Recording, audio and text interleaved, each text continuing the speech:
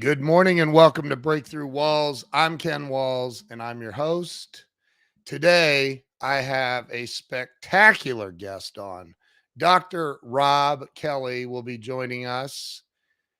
And you want to hear this guy's story, trust me. And you need to share this out immediately with all your friends, all your family. Get everybody on here.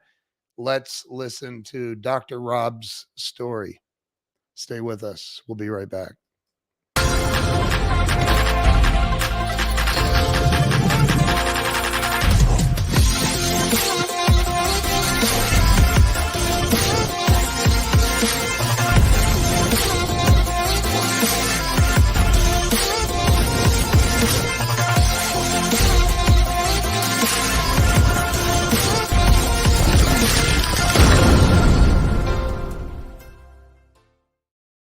And we are back. Let me bring Dr. Robb on. Dr. Robb, welcome to the show. Hey, Ken, thank you so much. Hey, guys, on Facebook Live. Good to see you. Going to be a great show. I started this show almost 5 years ago, and it was probably for very selfish reasons. Honestly, I was really stuck in this one area of my life. And I thought, you know what? If I just interview enough people and hear their stories of how they got unstuck, it'll help me. And magically it has helped me. So that's what this is about, man, is just, telling people how you got through the crap in life. So start with where you were born and raised. You sound like you have maybe a deep Southern Texas accent. East Texas. I was born in East Texas. No, I'm only joking, guys. I was born in Manchester in England. There's a famous football team over there. You know, the game where you kick. Oh, I'm not going to get into that. Right. Go Cowboys. Oops, I've upset a lot of people there. So I was born in Manchester, England. I was raised there in a low-income family. My mom was a house cleaner, and my dad worked for a gas company to dig the roads in the holes. So not a lot of money around, but a lot of love around.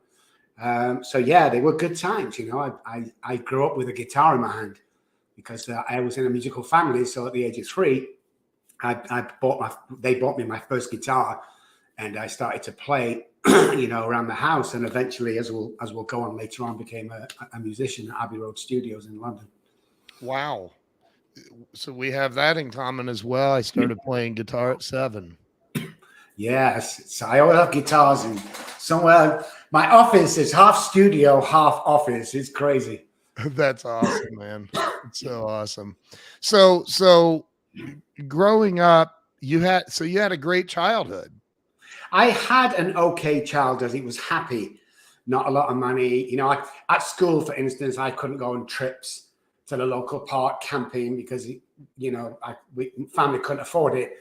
Stuff like that, which later on, when I worked through my trauma, realized that wasn't too good, really. There's a lot of trauma, childhood trauma there for me that, increased my disease and my behavior going into my adult life. But fond memories, a lot of fond memories as a child growing up.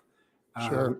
Mom and dad stayed together, never got divorced, so I come from a solid family, very tight. So yeah, it was very, very good. I was very happy with it.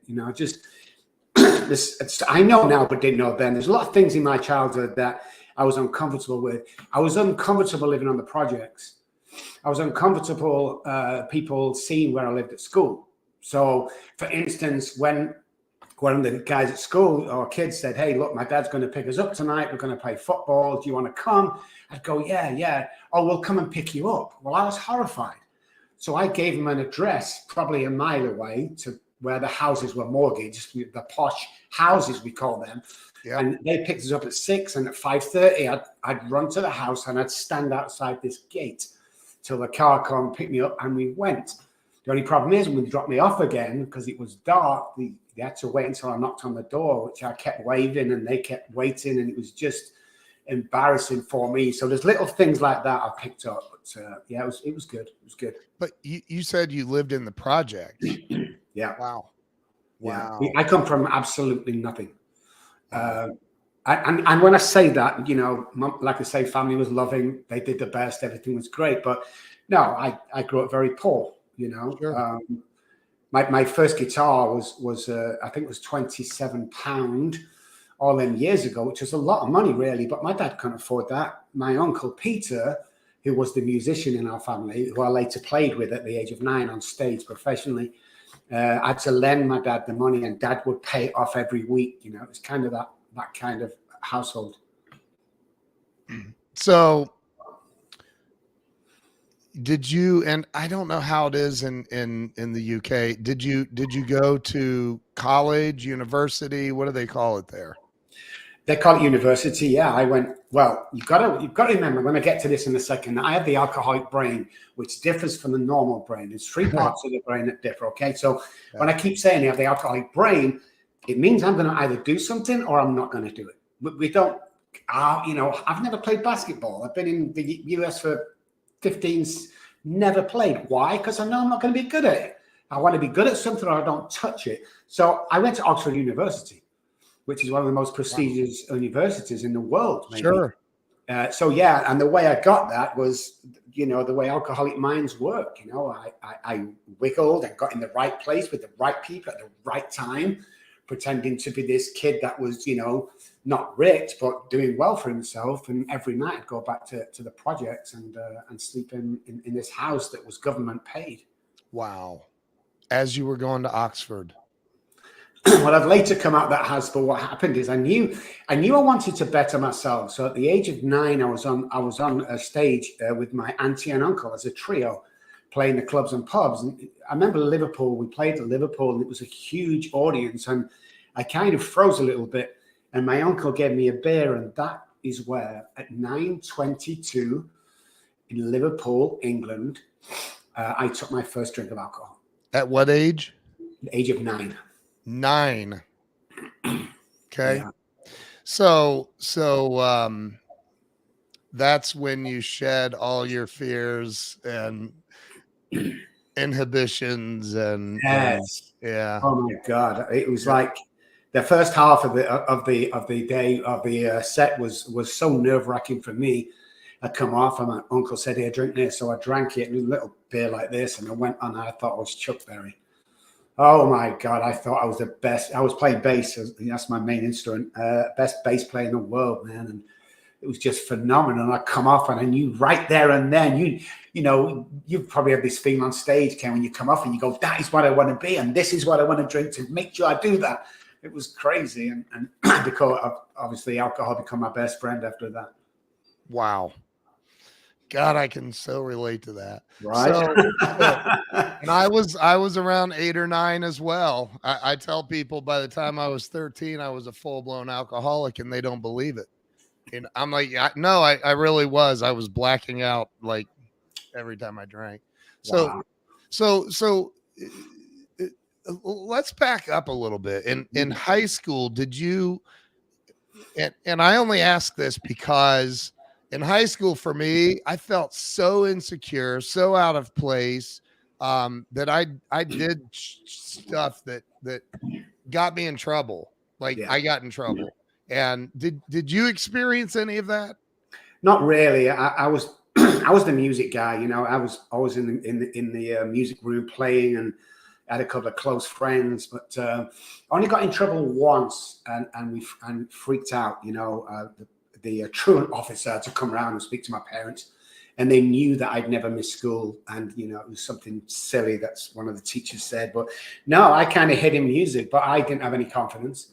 And I'll tell you now, Ken, you may be able to rate to this, you may not. I spoke at a conference with Gary Brecker and the big motivator guy, I can't remember what his name is, Tony Robbins, a couple of weeks ago. And wow. I was so nervous going on stage because I am nervous whenever I do anything. I'm nervous before this show. But what happens is as soon as the event starts, I kill it every time. So my nervousness goes back to what I used to do. I hope you're going to love this, Ken, is as soon as I put a guitar on, the nerves went. I was somebody else in front of this guitar. Now take that guitar off, and I was a Mr. Nobody. And that's how I felt most of my life. Let me ask you this.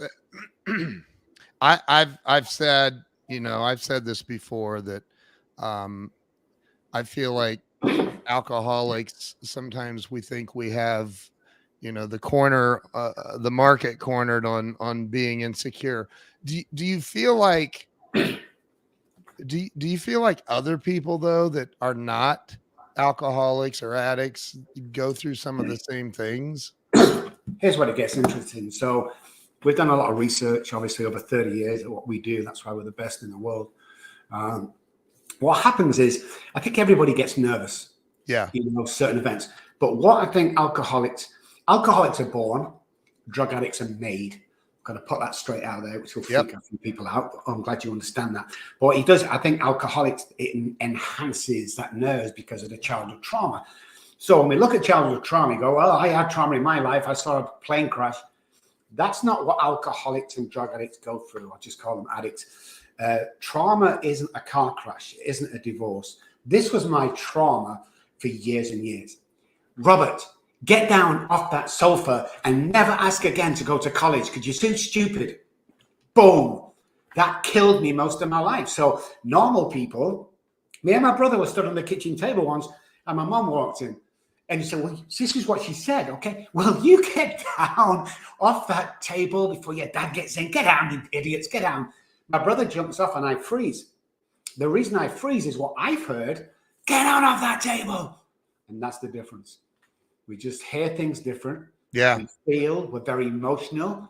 You can hurt our feelings within a second, even though we stand strong, look powerful. I've worked with rock stars, movie stars, everybody you can mention of government. I mean, everybody, I've worked with them. I stood next to one of the highest paying performers in the world before we pushed him on stage and he was crying because he was so nervous. And this guy was so experienced that, he gets paid $1 million an hour or something when he's on stage. It's phenomenal. So I know it exists, but their lying was trauma and addiction behind that guy as well. So I think it's exasperated, definitely. Yeah. Wow. That was a great explanation. So you go to Oxford University, which is just mind blowing, from the projects to Oxford. That's crazy. And you said you were going home every night to the projects as you're attending Oxford University. What were you studying at Oxford? I was still, well, I wanted to become a doctor. How I got in Oxford University was, I was living on the project before I moved to Oxford or just outside London to attend. So I'd come out the projects whilst attending. Okay. But I was hanging with a couple of friends trying to, better myself. And the guy was a Freemason, and he was 18 and I was 16, I think. And he kept coming out every week in this big lodge in Manchester, which is very secretive. It's not like over here, right? Believe it or not. Anyway, they said one night they got a big show on. Can you come down and play the organ? Because I'm a musician, they couldn't find an organist. They were all dying off because it was an old lodge. And that's how I got my feet in, because before I could go into the lodge, I had to pass some tests to get into the room itself to play the organ. And that's where it started. There was a lot of contacts there, big names, big contacts, affluent, powerful people. And that's how I got into Oxford University eventually. So wow. I went into Oxford University and wanted to become a doctor. It wasn't possible. They said I was turned up drunk. So they sent me to Trinity School, part of Oxford, and I read psychology. So you studied psychology, and, yes. And is that what you graduated with? Yes. Wow. Yes. And at what point did you get your PhD, I'm assuming? Yes. Yeah. I started in Manchester when I was at home, and I went to a college there. Then I went to Manchester University, eventually got my master's. And then I attended Oxford University. I must admit, it was the only place I found where other people drank like me. And because I was at the time at Abbey Road playing, it's the reason why I moved down to London. I got paid a fortune playing, as a session musician for the studio.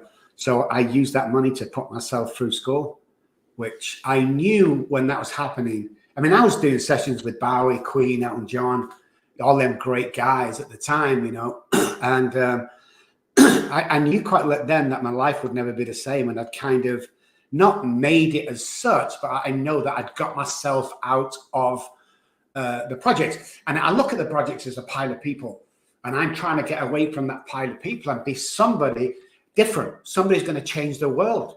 Right. You know, I thought it was going to be music. I really thought it was going to be music. However, it's not. It's what we do today. But yeah, that's how it all went down. But, you know, there was a lot of using and drinking at the studio, and a lot of using and drinking at school. And there was a lot of people paid off for homework that shouldn't have been done for me.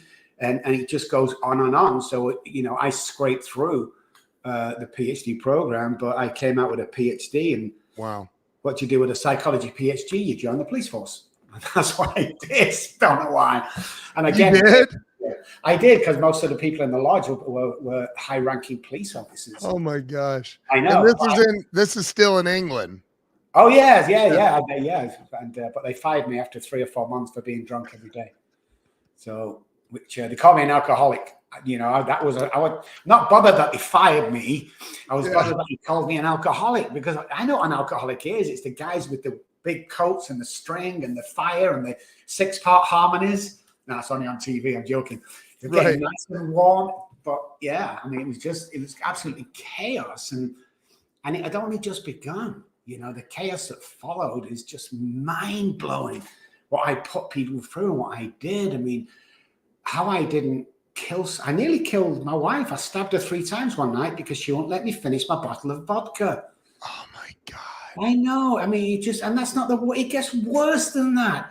Wow. You know, I mean, just the madness and insanity of alcoholism itself is mind blowing. And I just couldn't understand why this had got me so much. But I was still functioning at the time until, you know, eventually I lost $1 million house. I lost the children. The authorities took the children off me, and it just went downhill from there. Look what Debbie Bettendorf says. OMG. Oh, Debbie. Yeah, Debbie.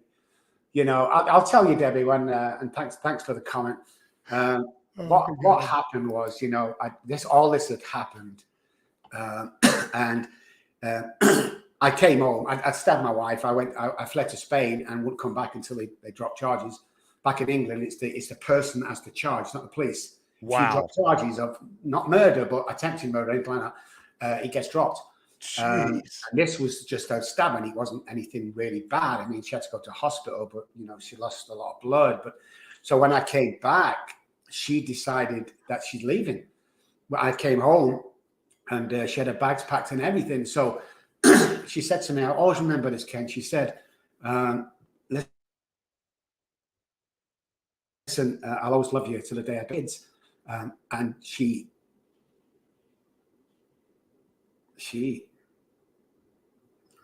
took the children away. And the next day, I got into my attorney and said, get to the courts in the morning. I need my kids back. And I think the day after that, he brought my kids back, ages 1 and 3, my daughters, my 2 beautiful daughters. And as the door opened, I'm like, oh my goodness. You know, this is amazing. And I sat in front of,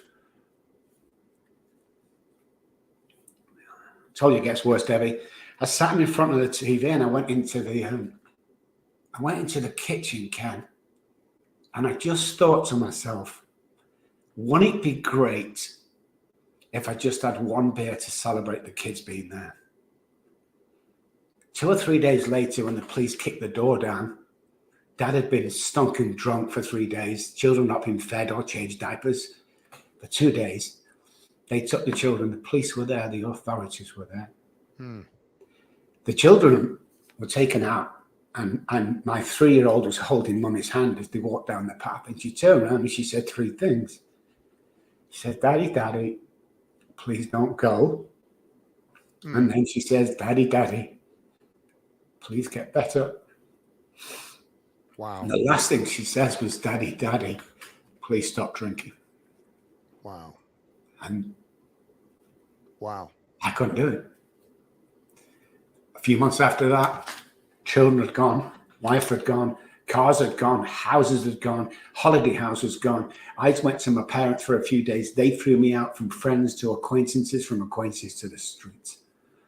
And within that much of time, I'm sat on the streets thinking, where the hell did that just go wrong? Wow. What year was this? 87, 88, 89. Can't really remember now, but it's some years ago. Wow. Yeah. Is there was there a moment in that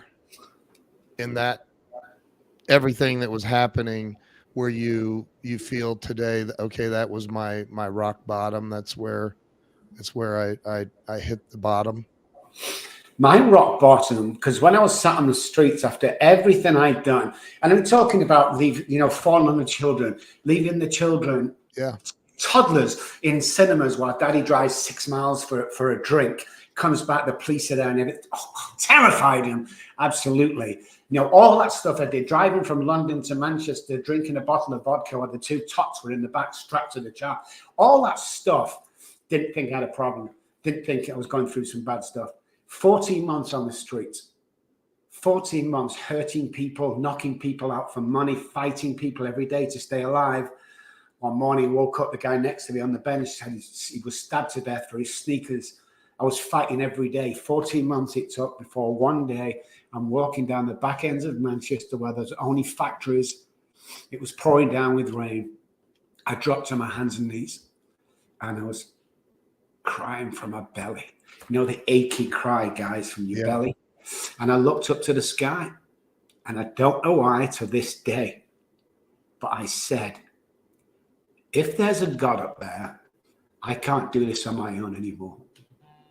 Wow. 30 seconds later, a guy walked around the corner, missed his last person from a Bible study. He'd gone a different way home, a shortcut, come across me. He said, are you okay? I said, no, I'm dying. This is after 7 attempts at suicide. 2 of them, I actually died and they brought me back. Wow. And he says, come on, I'll take you home. I'm an alcoholic in recovery and I'm also a Christian. And right there is where it started. Wow. And if you think that's crazy, the story that follows next couple of days is even more crazy. Wow. Well, I want to hear that. you can't leave me hanging there. Wow, man. So powerful. And well, here's the thing, Rob. I can relate to 100% of it. Of course. And people watching, the normal people, we'll call them, they don't get it. They can't relate to that. And I do. It's horrible, but I can relate to it. And I've been through a lot of it. I understand. You would think that being homeless on the streets is like, hey, here we are, unable to put a roof over our heads or eat, but somehow I'm always able to get a drink. I don't know how I pulled that off, but you would think that that's low enough, but it's not. No, it's really not, and this again is why I'm so passionate about what we do today. We're the only company that has a 97% success rate because we're so passionate and we're so, we study neuroscience and stuff. But listen, Derek took me home and he said, hey, Rob, you can stay here for as long as you like, man. As long as you come to these 12-step meetings with me. Well, I've been there before, man. I hated them meetings, just war stories and bragging. But I went because of the bed for the dead for a night. Now, follow this carefully, guys. So I go to this meeting and I'm sat in the meeting and I'm thinking, can I get out of here to get a drink? Can I steal a drink? Couldn't do it. All eyes were on me. But a guy shared and he said, my name's John and I'm a recovered alcoholic. Now, the only reason I couldn't get out of that room is because the bathroom window was this big. Right. I had to climb through it, steal drink, climb back. I couldn't do it. I got my head through. I was so pissed and annoyed. It was unreal. Alcoholic. And he had this book he was talking about. And, everything he said was true. And everyone kept looking around going, wow. I didn't, So after he finished, I walked over and said, hey, John, would you be my sponsor? My name's Rob. And he said, no. And just before the whole world swallowed me, he said, but he will be your spiritual advisor for a period of 12 weeks. So what happened is he told me to go around to his apartment every Wednesday at 7 o'clock for 12 weeks. I left my house at 6. I walked there. I got to his house just before 7. We spent an hour together with the book, talking about God, spiritual beings, psychology, everything.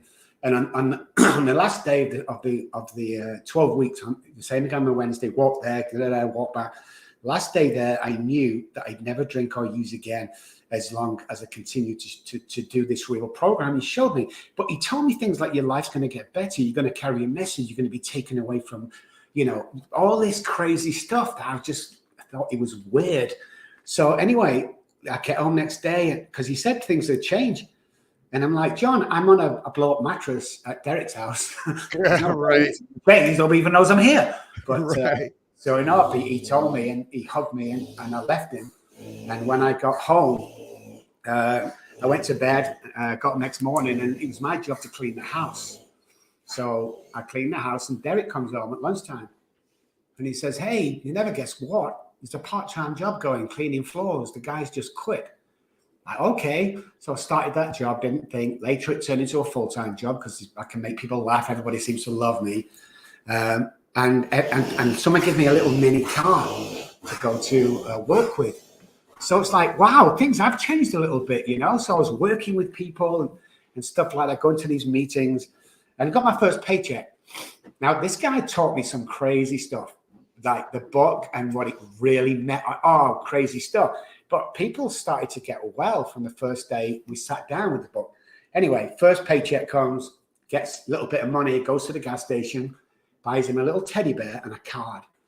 And I wrote on the card, I wrote, thank you, John, for introducing me to God because he took the compulsion away to drink.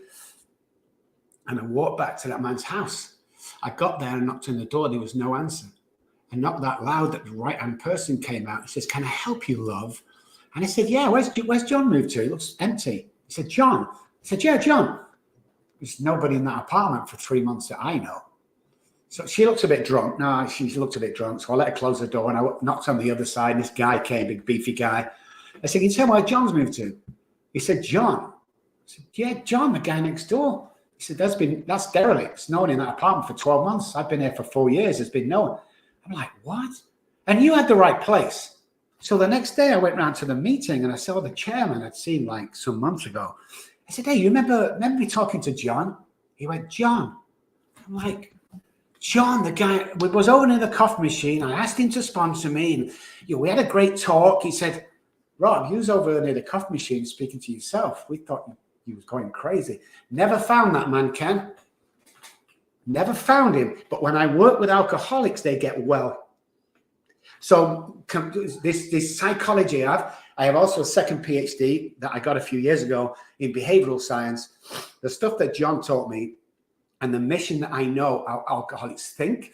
I know the neuroscience behind alcoholics, and I know how to get them well is the 97, but it's actually 100, but nobody's going to believe us for the last 30 years. So we've kind of played it down, but you know, it's unbelievable today. My life is absolutely amazing.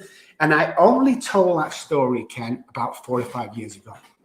Wow. Because who's going to believe a stupid story like that? That this John guy didn't really exist, but he did. Well, it's funny because when I started to get wealthy, I set out private investigators to find him. Oh my God. Nobody could ever find him.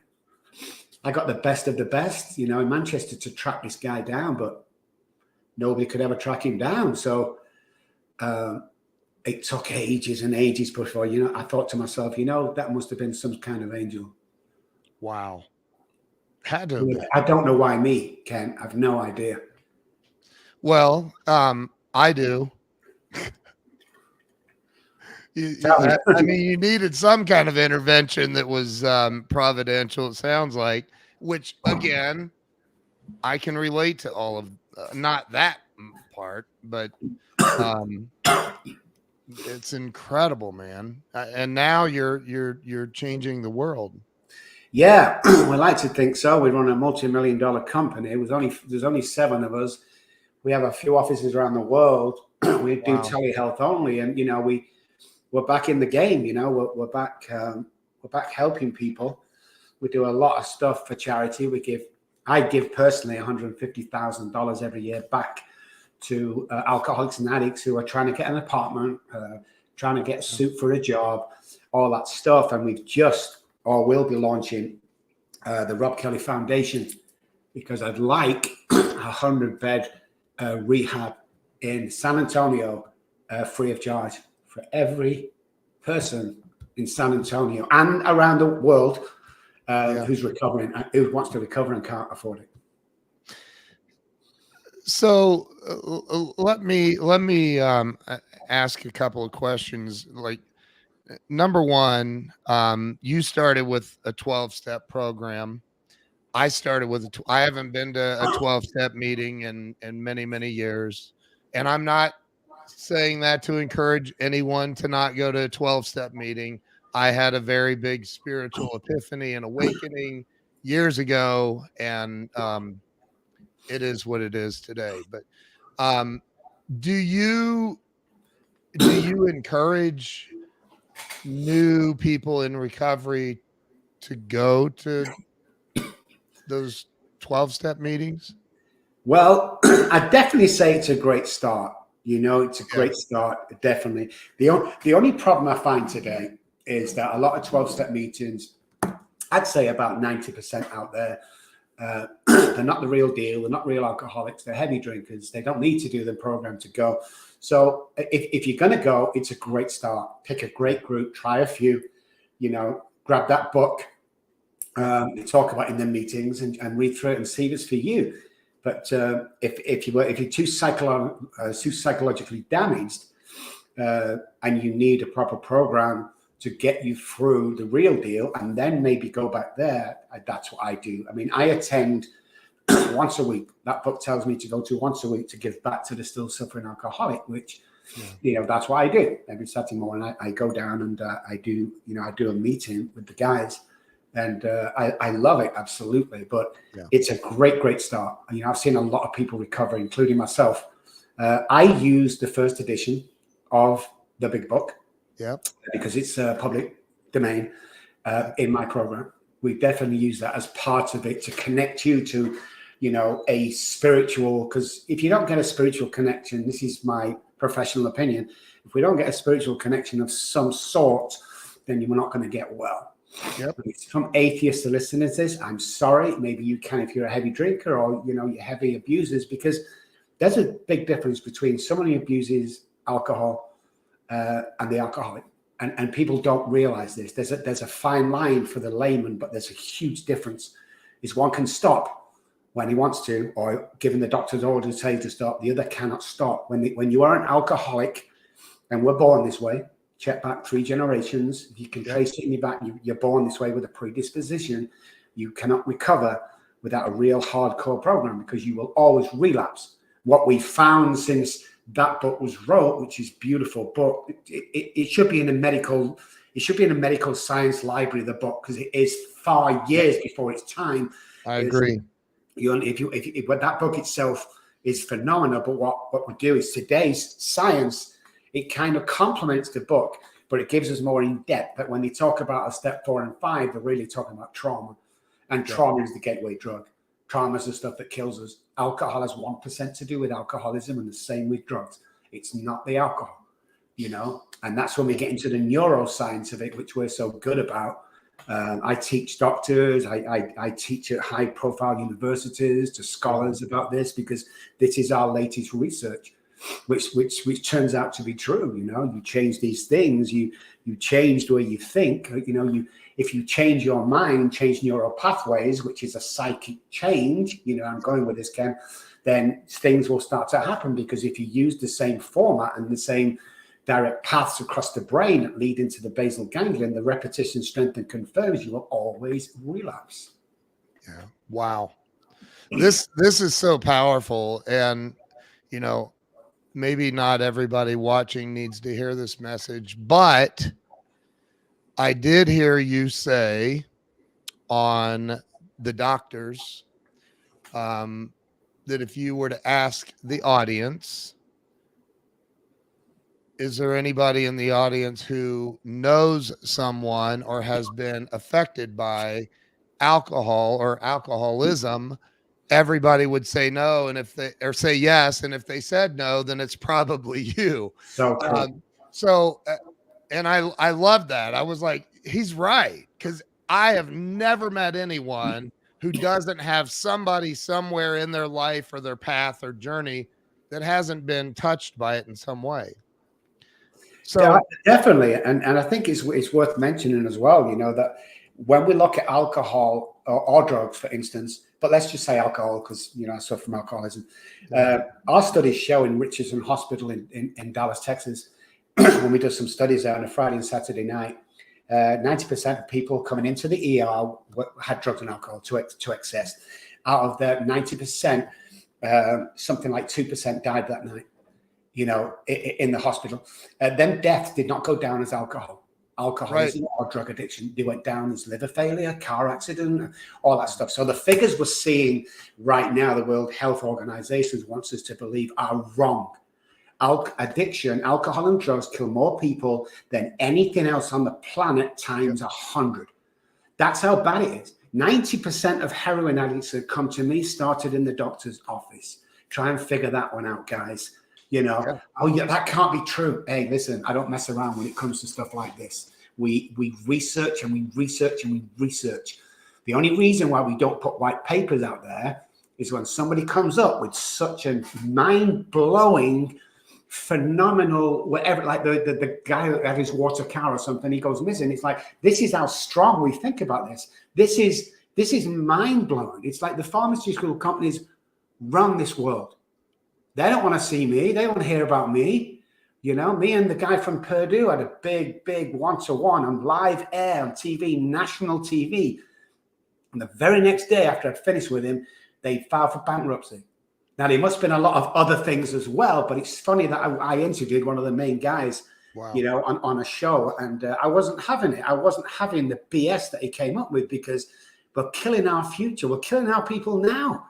The housewives, the gentlemen, the good guys and the bad guys that come to us that are going to die because they can't stop coming off heroin is absolutely disgraceful. And I think it's worth mentioning. I've in the program I sponsored, I don't even know how many different people over the years, but I remember a kid that was a self-proclaimed atheist. And he said, I can't believe in a higher power. I'm like, dude, logically look at this. Like, if you're your higher power, you're so screwed. Yeah. Like, your best thinking got you a seat in AA and your car crashed into a tree. Like, think about that. Really think about that. But the heroin addicts, and I know you've seen it on a much greater scale than I have, but I have seen so many heroin addicts sit in AA meetings and not recover and die. And it is so freaking addictive, and people don't understand how, that's the real epidemic or pandemic in this world is heroin addiction. And now meth is so huge. And what can be done? What, in your opinion, Dr. Robb, what can be done to circumvent some of this before the person becomes addicted? Education. We're missing education. Education about what the drug does. It's great that people love it. Okay, we're going to legalize cannabis. I love that. Legalize cannabis. I've never seen anybody use cannabis, stab somebody or cause them. Great. But tell them what it does to the body. Right. Don't just legalize it. Go into what heroin is, go into exactly what drugs do, go into the heritage, go into the trauma cause, educate people in the area so that we're aware and we can have a choice. Because when I go to the doctor and he goes, hey, Rob, listen, take these painkillers, you'll be okay. And I have an addictive personality, or I'm a mom at home who's a great housewife, but I clean the house every day because I have addictive personality and I take them drugs. And all of a sudden he cuts me off and I go to the streets. People don't know this. Oh, I tell you what, they used to say to me, Ken, why don't you stop just for your kids? Well, I'll tell you why, guys. Alcoholism is not a choice. Heavy drinking is, and abusing alcohol. But at a certain point, the hypothalamus in the brain is the part of the brain, it's a survival instinct. We're born with it, okay? What happens is it tells us to drink water and eat food to survive. Period. That's the hypothalamus job. At some point, when we have the disease of alcoholism, we're born this way, it turns around and it tells the alcoholic to drink alcohol only. That's why people can go days or weeks without food or water. They just need alcohol. So we have a biochemical reaction and a brain disease going on, which affects the central nervous system, which then becomes an addictive nature. And all of a sudden we want to die because we can't live with alcohol or drugs and we can't live without it. When I tried to commit suicide, I wanted to die because I was at that point that I can't do this anymore, and I would try all sorts, and they brought me back to life, and I stood on a huge 25-story building and downed a bottle of vodka and fell back, not forward, and it's just crazy. But you get to that point, and I always say to people this: when I was on the streets, it wasn't hell, but I could sure see it from where I was. It's the madness, torture, twisted insanity of the disease. Now the housewives that go and get the drugs and get hooked on heroin, they're not alcoholics. They don't have that mind. But once you become hooked on heroin, you present the same. You're done. You're absolutely done. And where's the money being produced for these treatment centers? Because when you go into a treatment center, not all treatment centers, but we have great ones we work with, but you go into some and they're taking little Johnny in for his 5th time, charging him $30,000 a month. Come on. How the hell do you sleep at night? We have an epidemic. We need to talk about it. We need national news. We need the government to start talking about it. We need the police educated. We need doctors and nurses educated. We need the world. People used to step over me and throw diapers at me, full diapers, and spit on me on the ground while I was unconscious. People didn't even look at me. They hated me. People would look disdain at me. They'd throw crap at me all the time. I was the guy that saved a few people's lives for those people that threw crap at me. You never know. You can turn a life round. Anybody out there, unless you have a brain injury, anybody with an addiction, unless fentanyl and crack are there to the highest form, can recover from this BS that we're going through. But it's just knowledge. The reason why we know so much is there's no money in recovery research. No, why would everybody want to know? Let's give them pills, get them hooked, give them pills. That's all they want. Sell more alcohol. The tax on alcohol alone in America is mind-blowing. It's billions and billions of dollars. Nobody wants to stop that. Nope. So what do? We hush it up. We don't really say anything. We misdiagnose as they go into hospitals, We fill beds up at treatment centers and it goes round and round and round and round. I've seen 8,000 patients over the last 30 years. Wow. A 97% success rate. Don't tell me that you can't recover. I've worked with the biggest movie stars who became the movie stars because I've worked with them. The biggest musicians, footballers, MPs, prime ministers, everything you can imagine. I've been everywhere just to show people they can recover. But I'm one person, Ken. Yeah. With maybe 30 people around me who live the dream like me, who know that we can save people. And I'm not going to stop. I'm not going to stop. And I'm not going to stop being controversial. Yep. I'm not going to stop being quiet. And you look here, I'm cursed on this show yet. I get so, away with it. And I get really excited about it because there is a solution. I'm a recovered alcoholic. Cursing's not going to offend me, man.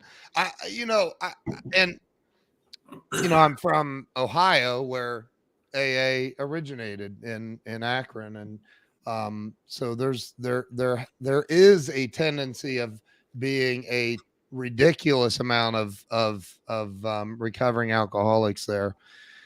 I do think that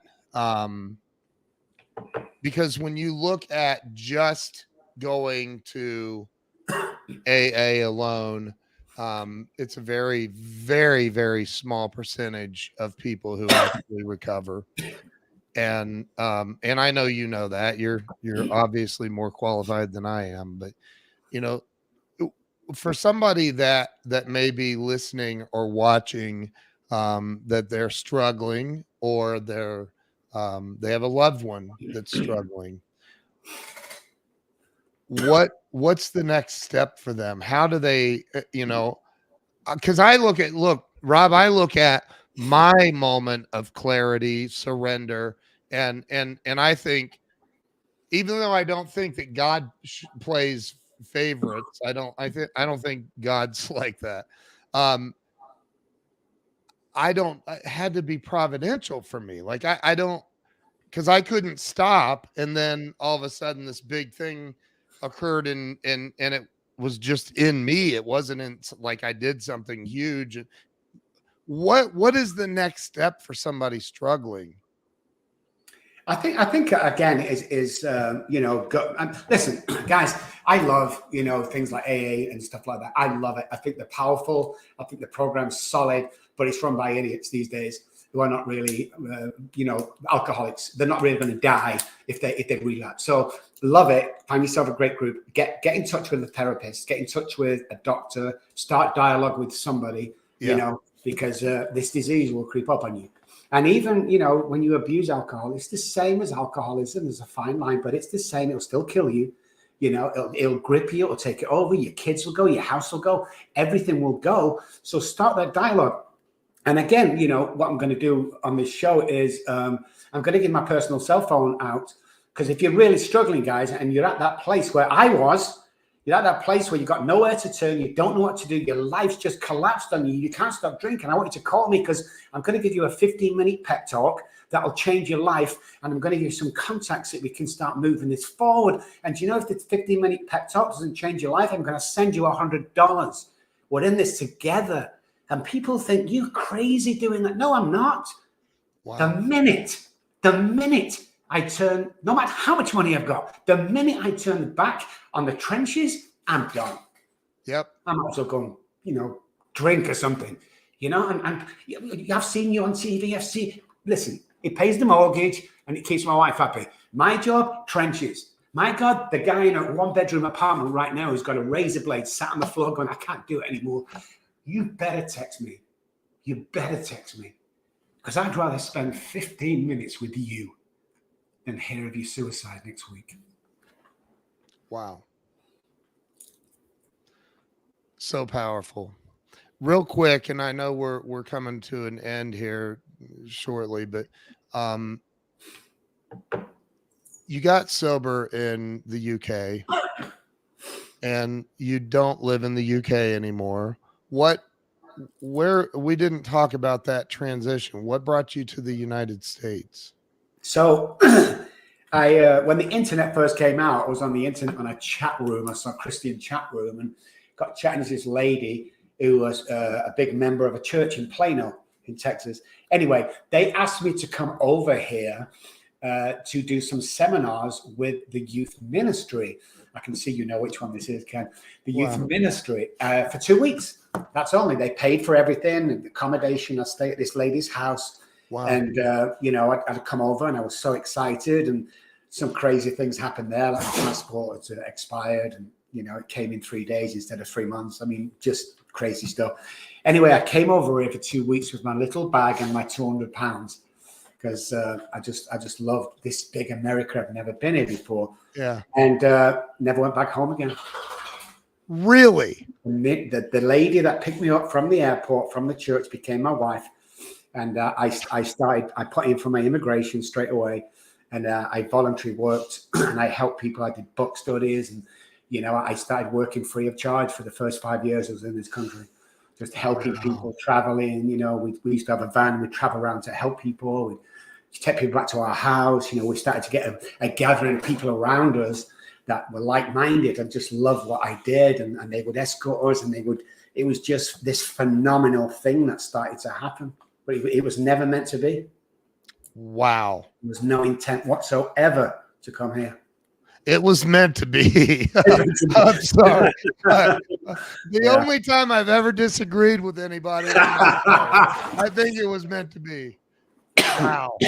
Such a powerful, powerful story. And I hope that everybody watching has, number one, shared this out with their friends on Facebook and YouTube and Twitter and LinkedIn, everywhere that we're live. Robb, you are an amazing, and I know you probably don't take a lot of credit for it, but I think you're an absolutely amazing human being. And I'm going to drive down to San Antonio and take you to lunch one of these days. Oh, be beautiful. I mean, we're neighbors. Yes, we are. Definitely are. It's Well, crazy. and look, do you know this guy? Do you know Tom Chenault? Yeah, Tom. Hey, Tom. Good to see you, man. Yeah, we just become friends about 3 weeks ago. He's my guy. Oh, yeah. I just recovered from COVID, though. COVID. It nearly killed me. Yeah, it's my first day up today, so I've not spoke to Tom for about 10 days now, but I'll text you later, Tom. Thank you, man. Yeah, he's a great guy. Tom is an amazing guy. Amazing guy that does a lot for recovery. So robbkelly.com. Is there any other way, or how would people follow you, get in touch with you? Yeah, just Dr. Robb Kelly on any search engine, or all the platforms are there. Just search on there. There's loads of links on the website, robbkelly.com. And there's also a thing on there. It's a little book, and the book's called Daddy, Please Stop Drinking. And it was what my daughter last said to me. So just quickly, my daughter, and the youngest daughter I've never seen since, 30 odd years ago, never seen her. But 2 or 3 years ago, my daughter, my eldest daughter, I was getting most like these things. I've just got COVID, so bear with me. Got in touch with me on Facebook Messenger. In the middle of the night, bing. Oh my God, it's my daughter, Charlie. So we flew over there on the red eye. We got there. We opened the door. Can you imagine all the stuff I've done in the past, all the guilt, the shame? Yeah. We hugged. And then she took me into a living room and she handed me my 3-month-old granddaughter. Now, that's pretty good, yeah. She, as of about a year ago, became my head therapist in my Manchester, UK office. Oh my God. So the book was kind of dedicated to her. It's Daddy, Please Stop Drinking, Amazon and everything. The only reason why I mention it is, you hear it sometimes, you go, oh, the book, all the profits go there. That means after everybody's taken the part, $9, every single dime of that $9 goes back out to the community to help alcoholics, addicts, depression guys, all that stuff. Every single dime. And listen, again, I'm a straight up guy. If you get it and think, it's crap, I'll refund your money. Just pass it on to somebody else that you want to do. That's all. And lastly, but not leastly, I'd say if you're the guy sat at home, 214-600-0210 is my personal cell phone number. If you're up for a 10 or 15-minute pep talk, I'm your guy. What is it again? 214-600. 0210. Wow. And we can chat and do anything you want. I'm in the trenches. I love Tom. He's in the trenches as well. I love you, Ken. You're in the trenches. And I want to build my network up. I want to build my growth up now in San Antonio because, there's a lot of good guys out there that touch my heart and vice versa. So, yeah, just doing what I got. We love what we do because we do what we love. That's the bottom line, I think. Amen. Yes, sir. Truth. It's the truth. I'm always, for those watching that aren't familiar with AA, and there's a part in there that talks about keeping things anonymous and with press and all of that. But here's the thing, man, for me, and I think that means more about not saying, hey, I know this guy that I saw at a meeting, for me, I'm very, very open and transparent. I always have been, because if I can impact one person, yes, one person, and I've had many, many, many people reach out of the thousands of live streams I've done. I've had many people reach out and say, hey, man, I love your story. I need help.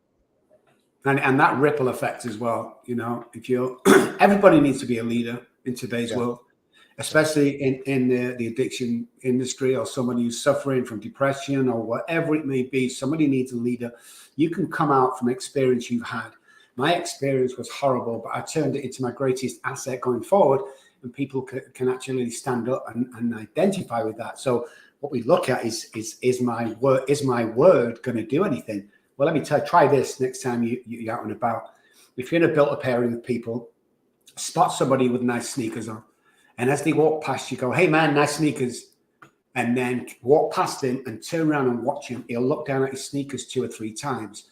So you've affected him. You can bet when he goes home to his partner, he's in a good mood. Now she's in a good mood. Now mother-in-law calls because she's in a good, and he just goes on and on. I just said a few words. So don't anybody thinking, well, I can't really make a difference. Everybody makes a difference. Everybody can save a life. If you're not changing the world, what the fuck are you doing? Just one curse word. Sorry, Ken.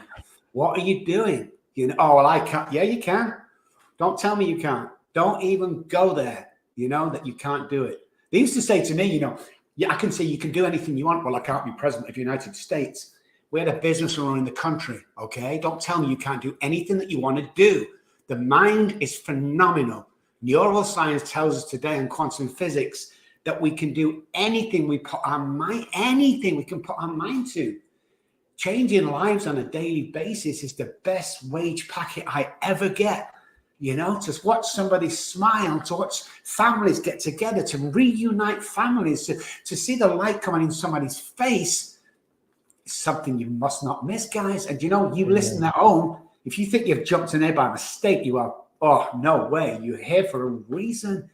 And that's because this show's speaking to you who can go on to help. I know I've helped millions of people with a ripple effect. Next, it could be you. Start with one person. He'll spread it to 3 or 4, 5 or 10, and it goes on and on and on. Wow. And the entire church said amen. Amen. Wow.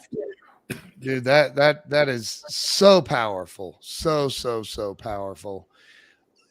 I really want to encourage everybody who's watching, listening, to please share this out. It's not a demand. It's a simple request. One thing that I've learned is the more that we give to others, the more we get in return, and which is everything you just said, really. You know, so share this out to everybody on Facebook or Twitter or LinkedIn, wherever you are. Share this out so people can hear this powerful message, and you might be responsible for helping impact one person, saving one life. And make sure you go to www.robbkelly.com and follow him everywhere on all of his social media. Robb, thank you from the bottom of my heart. Thank you for coming on today. No, thank you, Ken. Absolutely amazing. And I've got to tell you, I've probably done thousands and thousands of these, but this is one of the best shows I've done because I mean, most people I speak to who are presenting doesn't have that in-depth, you know, knowledge like me and you can connect on that level. I mean, I'm going to bring you down to San Antonio. I'll come up there because I think you're a great guy and the show's great. I love being on here. You have some great questions, just absolutely phenomenal. Big shout out to Dan. You said thanks, Rob. Thank you so much, Dan, for listening. Thank you once again, Tom. Thank you, all the guys listening. Thomas, thank you for your kind remarks, guys. And yeah, just stay blessed, guys. And remember that you really can do anything you want. And you know, the world is on offer to you. Just get the right help. If you want to call us, call us. We're never going to sell you anything. You have to earn our services, by the way. You can't just call and go, hey, I want to start you. It doesn't work like that. I forgot to tell you that. But you call us for information. My wife and my team will be here free of charge as long as you want, for as many hours as you want, getting you help, and it won't cost you a dime. It's as simple as that, because we're just here to help. Nobody goes broke by giving away. I'm giving my power and my heart to you guys. Have a blessed day. We'll see you soon. Wow. Awesome. Thank you so much, Dr. Robb. Appreciate you. Hang tight with me. I'm going to end the live stream. Thank you to everybody who shared this out and has watched. And it's brilliant interview. Thank you so much. See you all later.